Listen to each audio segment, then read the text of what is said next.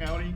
I've had wonderful experiences with this organization, both in Orange County, in Los Angeles County, where I served as a mayor and a city council member for many years, and most recently in Riverside County. I relocated a couple of years ago. So I am a refugee from Los Angeles to Riverside County, and I'm just so delighted. I live in Temecula. I bought my home. I didn't rent my home, I bought it. And I actually trimmed my trees not too long ago. And once you trim your trees, you know you're all in. So I'm just very delighted to be here. And I want to thank Yvonne Mendez, who I've befriended since relocating to Riverside County. And she's just a very special friend. And I do really appreciate the invitation to come and speak today about the upcoming election cycle. I hope many of you are excited about what is ahead of us. Like many of you, you probably wake up, and I wake up certainly in the morning, and the first thing I do after getting ready for my workday is check the latest polls and go over to Real Clear Politics and read the headlines in the newspapers, and I just can't recover from that urge to check out the latest polls. But I'm here today to share with you that we have a lot of room for optimism heading into the next couple of weeks. President Trump looks very favorably positioned to win in November, and I want to share with you some of the evidence that I've been gathering to arrive at that conclusion. So I'll talk a little bit about the presidential election cycle, and then I'll shift to California and talk about the propositions, where they stand, what's likely to come out of the propositions, what they stand for, what the text in the legislation or the constitutional amendments dictate, and just provide a little bit of clarity. And then after speaking for about 30 minutes, we'll open it up for Q&A and maybe have a discussion about either the presidential race or the propositions here in California. So let me start with the presidential election and why I think President Trump is favorably positioned to win. There are four broad categories of evidence that I want to talk to you about today. The first is the status of the battleground states. The second is the overall U.S. national poll. The third consideration is the momentum over the last 2 months that I have been tracking in the polls and how they're shifting favorably towards President Trump. And then finally, how the gap we observed in 2016 and 2020 between the polls and the final result for President Trump reveals a gap that underrepresents the favorability for President Trump. And if we extrapolate that and apply it to the current election cycle, there is a potential here for a blowout in favor of President Trump. So let me talk about those four broad categories. First, the battleground states. This is very, very important, ladies and gentlemen. The Electoral College vote will come down to 7 states. The Sun Belt states, Arizona, Nevada, Georgia, North Carolina, and the Rust Belt states, Wisconsin, Michigan, Pennsylvania. If we look at the Real Clear Politics average polling, the trailing rolling averages for Real Clear Politics, what they do is that engine basically takes a look at every single national poll by battleground state, and then through a methodology that I've observed and believe to be sensible, it generates an average. And as of last night, today I understand there have been some additional modifications, but as of last night, Real Clear Politics shows President Trump ahead in each of those 7 battleground states. It's incredible. The most attractive position is in Arizona and in Georgia, where President Trump is currently ahead of Kamala by 1.5 percentage points and 2.2 percentage points in respectively in Arizona and Georgia. Smaller margins in the other states, the smallest being in Wisconsin and Michigan at just 0.2%, probably within the margin of error. But the point is that the rolling average shows Trump ahead in every single battleground state, according to Real Clear Politics rolling average. There's another engine that also aggregates the polls, 538.com. It's a little bit more conservative in its outlook, or if I should say a little bit more tepid in its outlook on President Trump. But even that engine shows favorability for Trump, winning 4 of the 7 battleground states, Arizona, Georgia, North Carolina, and Pennsylvania, with very, very tight showings in Nevada, Wisconsin, and Michigan. Now, how does that translate into electoral votes? If we look at the Real Clear Politics average, and you calculate that into electoral votes, it translates into 312 electoral votes, which is a landslide in favor of President Trump. 538.com, if you translate every single rolling average by battleground state, it translates into 281 electoral votes. Now, just for fun, if we take a look at the absolute latest polls in each of the battleground states, not an average, but just the latest poll, we also observe Trump favorability in Arizona, North Carolina, Wisconsin, and Pennsylvania for a grand total of 275 electoral votes, with 16 electoral votes in Georgia up for grabs. So even the most, conservative outlook shows favorability for President Trump in the range of 275 to 312 electoral votes. And what's the magic number that we're looking for? 270. So by every account, if we look at all of the recent polls and the average rolling polls, we're doing very well for President Trump. That's wonderful news. The key point coming out of the battleground states is if Trump holds on to what the consensus view dictates on Arizona, Georgia, and North Carolina, he is widely accepted to be taking those states. He only needs to take one of the Rust Belt states, either Wisconsin, Michigan, or Pennsylvania. If Trump can take one of those states, we will win. Okay. Now, I think there are a number of factors that are very favorable in each of those states. Pennsylvania, Wisconsin, very large Roman Catholic populations. A quarter of their populations are Catholic. The white Catholic differential between Kamala and Trump is favorable to Trump by 16 points. Wow. I think that we can extrapolate that sentiment in those two states. And Kamala has not done a good job with the Catholic community over the last couple of weeks. You probably recognize the scandal in Michigan with Gretchen, the governor, who made a disastrous, disrespectful move about the Eucharist, kind of, dispensing a Dorito as if she were a priest dispensing the host.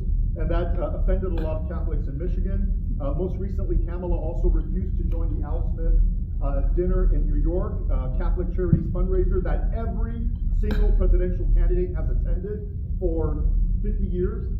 She's the only one that refused to attend, other than Walter Mondale in 1984. And so I think we're going to see some momentum there with the Catholic vote. In Michigan, something very interesting with the Arab American and Muslim populations. Many of them are now souring on Kamala because of the fiasco in U.S. disposition towards the Middle East, the tragedy that's unfolding in the region. And I think there's a protest vote that is mounting against Kamala.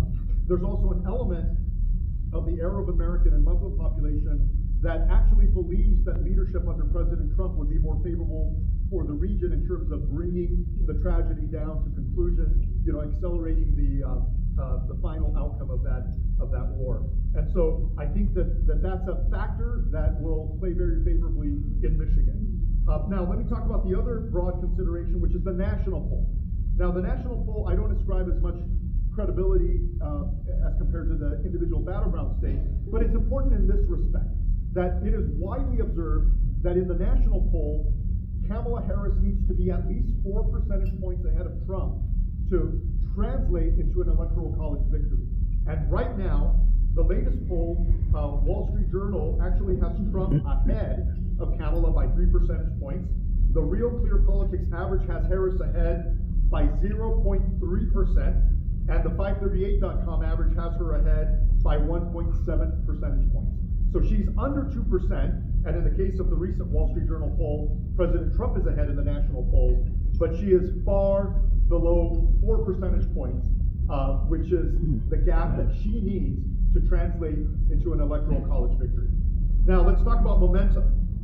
I've looked at all of the averages going back 2 months across all of the major polling firms, and I try to track how is the differential evolving from 2 months ago to present day. And except for 1 week in early October, almost every single poll has been shifting in favor of President Trump.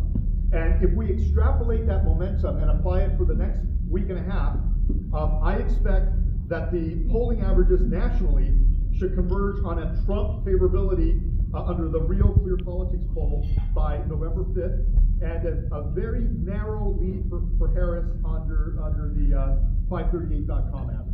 Almost negligible, which means, again, that she's going to fall well below the 4 percentage threshold.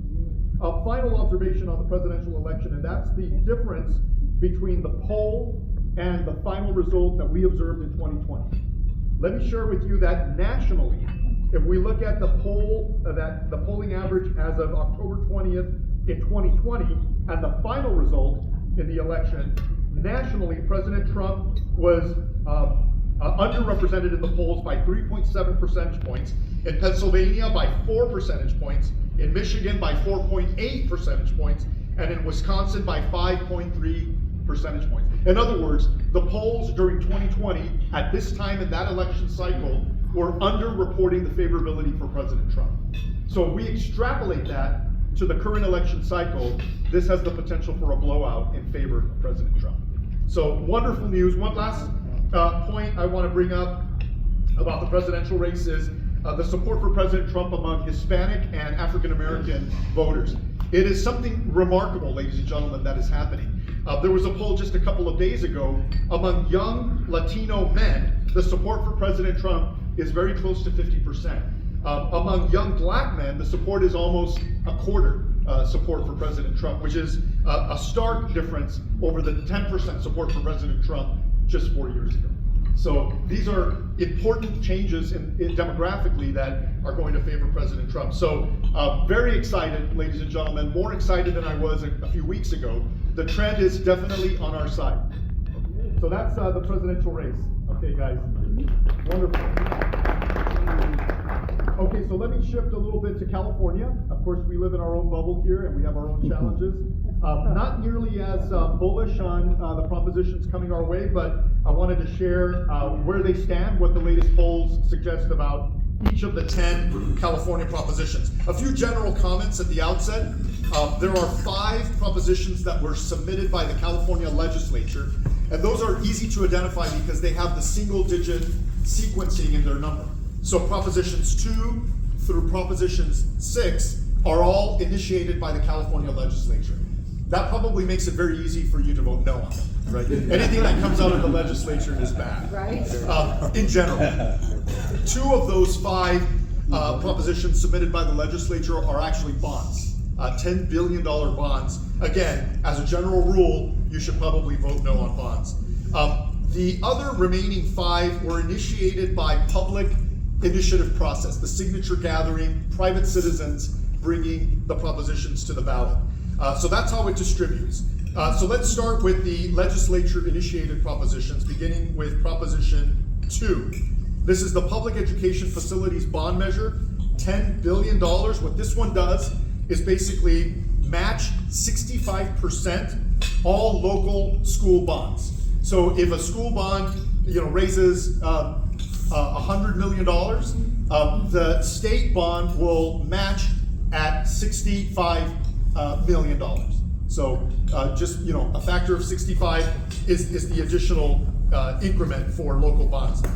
This is pretty pernicious, ladies and gentlemen, if you really think about it, because it's going to create an incentive locally when proponents of local bond measures are campaigning to say, look, the state is going to match this bond. So why wouldn't we want to initiate, accept this bond proposal? So it's kind of a perverse incentive that's going to make it a little bit more attractive to sell bonds locally. And of course, we all pay for the bond, even with the state match. When a local community passes a bond, the local homeowners through their property taxes will pay the price, but the rest of us, even those that live outside the community, will be paying for this $10 billion state bond to match the local bond fundraising. The proponents of this are the usual characters: the CTA, the California Federation of Teachers, the California School Boards Association, as well as private sector interests like construction firms that stand to make a lot of money from these bonds. Opponents, the Howard Jarvis Taxpayers Association, our local assemblyman, Bill Asaley, actually wrote the argument against the bond measure. And right now, the latest poll has this at 52% favorability. So there's a chance on this one that it can go our way and we can derail it.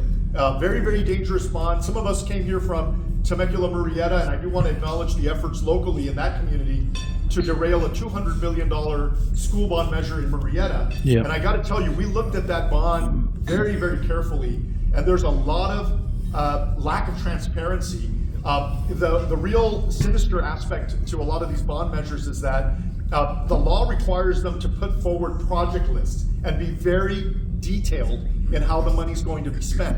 But the language, when you look at the actual documentation, is very vague. And I think we're going to basically find ourselves in a very similar situation statewide, where there's a demand for these bonds and there's very little specificity about how the money is going to be managed. There are also some controls apparently for regular audits, but I got to tell you as a former auditor that there's a difference between a financial statement audit that certifies the accuracy of reporting and an audit that applies to the efficient use of those proceeds. Those are two very different examinations. And so when proponents of this bond say that there are going to be audits, it's only a partial control. Don't be fooled by that. Moving on to the next proposition, number 3, this is the right to marry so-called proposal that repeals the language in Proposition 8. You'll probably find a number of Republican organizations that take a neutral position on this on the account that it doesn't change anything. That's what I initially thought when I looked at the proposition, that it probably doesn't change very much. But the reality is that it does, ladies and gentlemen, unfortunately, because the language in the Constitution, the text of the proposed changes, not only removes the Prop 8 language that defines marriage as between a man and a woman, but it also adds a lot of legalese with verbiage like inalienable rights, equal protection guarantees, and other very permissive language on the definition of marriage to make it completely relativistic.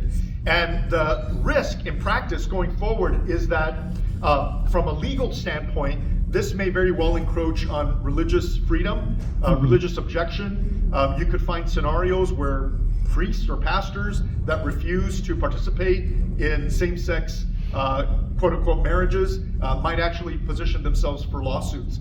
And that's something that we don't want to support. I expect that some of this will find its way through the courts, but there is a significant risk to subversion of religious freedom. And in addition, the point about definition of marriage is very expansive, and so things like polygamy, incest, child marriage, all of those things, can be interpreted into the proposed text of that constitutional change.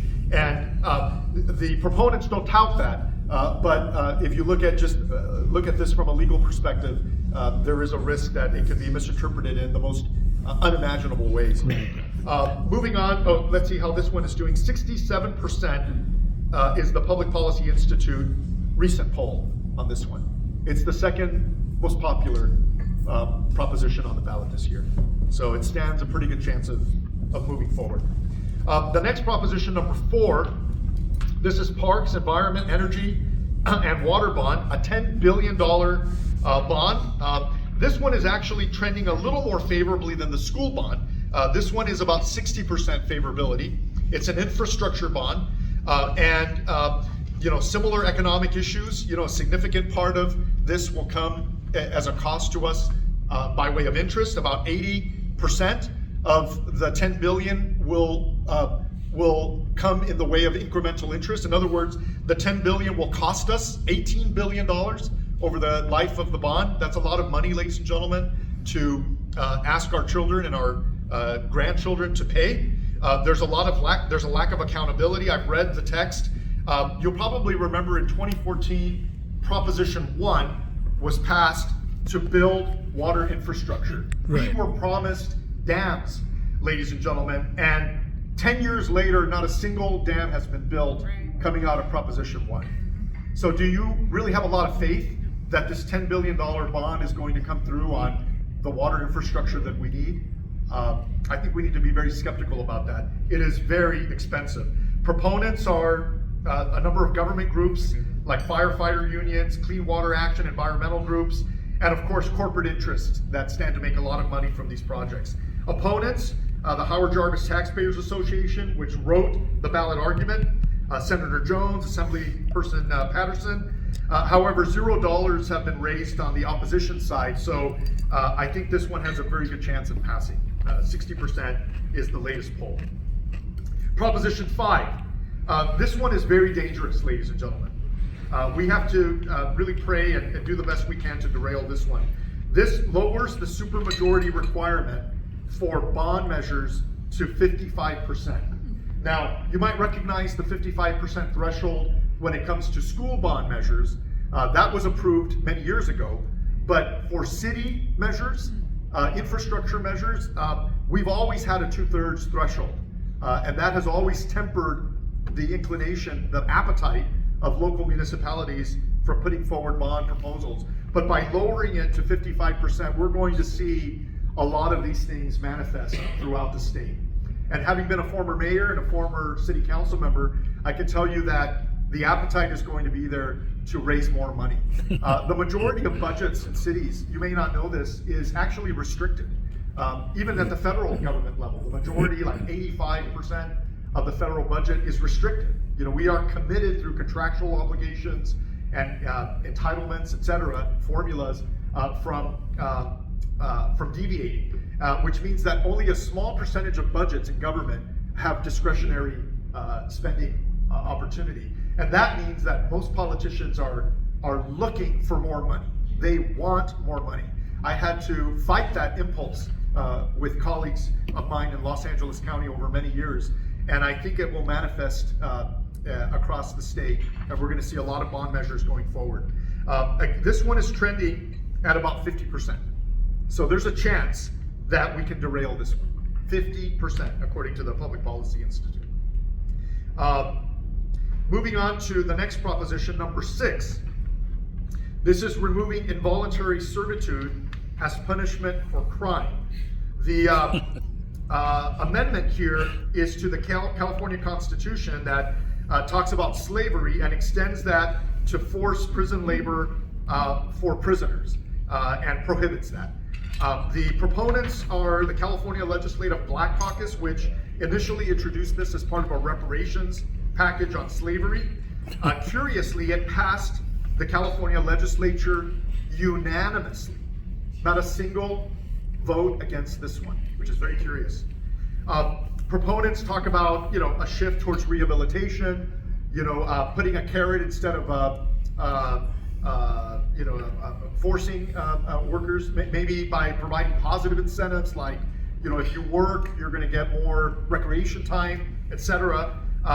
So there's an argument to be made on that side, but if we kind of step back for a moment and think about the purpose of prisons, part of it, the most important consideration is of course to protect the public, but there's also another element of punishing the offender so that the offender can reflect on his violation of the public trust, and then there's also a rehabilitative component to that. And I think work, satisfies all of those conditions. It punishes the offender, but I think it also rehabilitates the offender because work is good for the soul, as we all know, because we all experience work.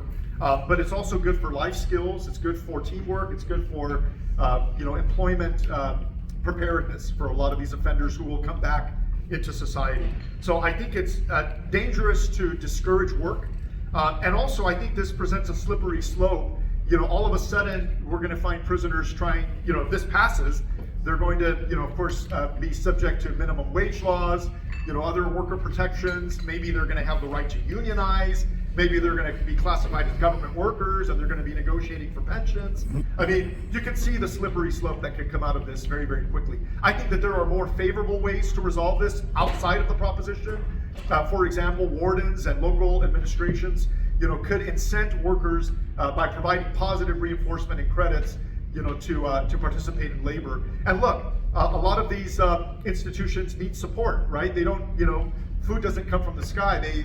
We need workers to serve, workers to participate as janitors. We're not talking about the Soviet Union gulag here. We're talking about just basic work, to keep these institutions functioning. So, of course, I urge a no vote.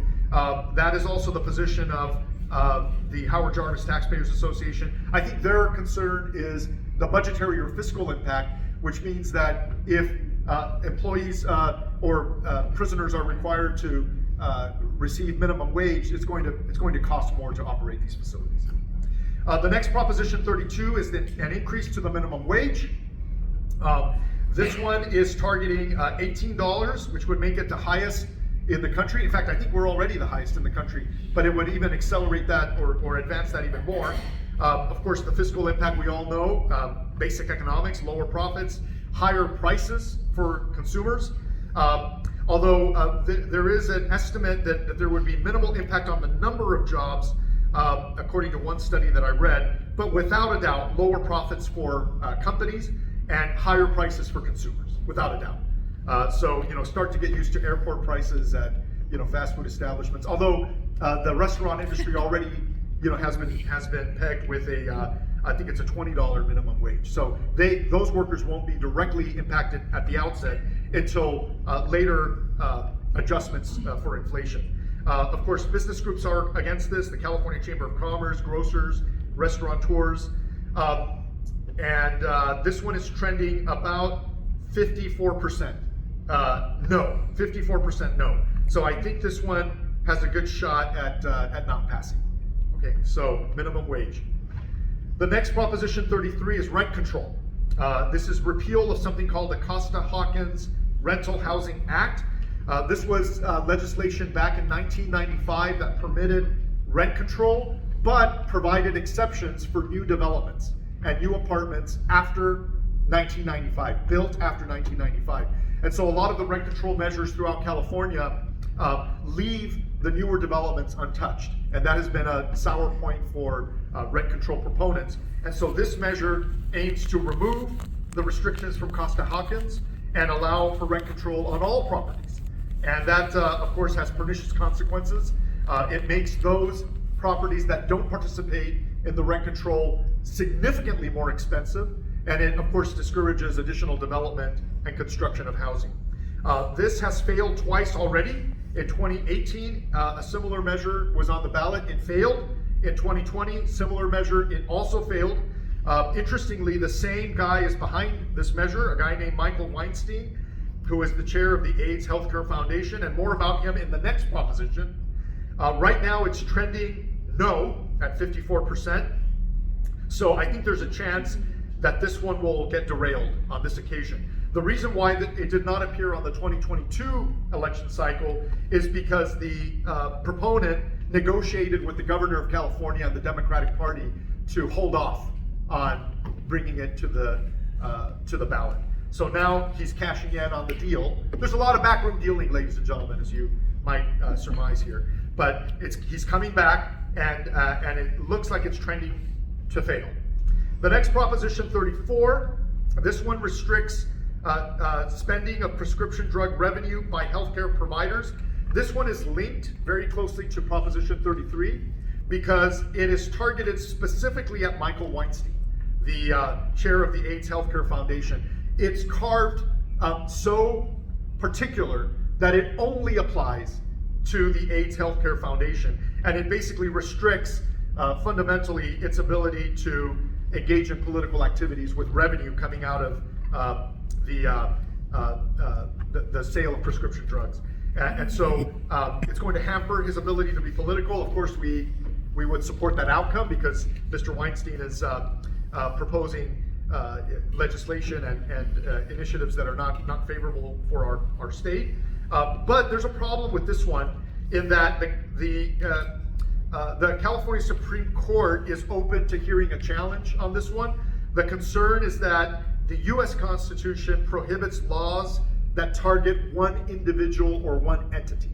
This is an example of a proposition that only affects one entity. That's it. And so there will be a challenge, no doubt. There was an effort to derail it before it got on the ballot, and the California Supreme Court let it go forward with the caveat that it would be revisiting this after it gets adopted. So I'm not convinced that this will be accepted right away, but it is going to be tight. This one is trending no, just barely at 49%. So the split is like 49-48. So this one is a nail biter for sure. But even if it passes, it's going straight to the courts. The next Proposition 35, and we've got just two more here. 35 is permanently authorizing the tax on managed care organizations to fund Medi-Cal. This one's a little bit complicated. I kind of struggled a little bit until I read the fine print and have come down on a no recommendation. I'm urging people to vote no on this one. But basically, what happens is California state taxes managed care organizations like Kaiser Permanente and other providers and or other insurance companies, and that revenue is matched by the federal government to fund Medi-Cal or Medicaid. Medi-Cal is the California state version of Medicaid.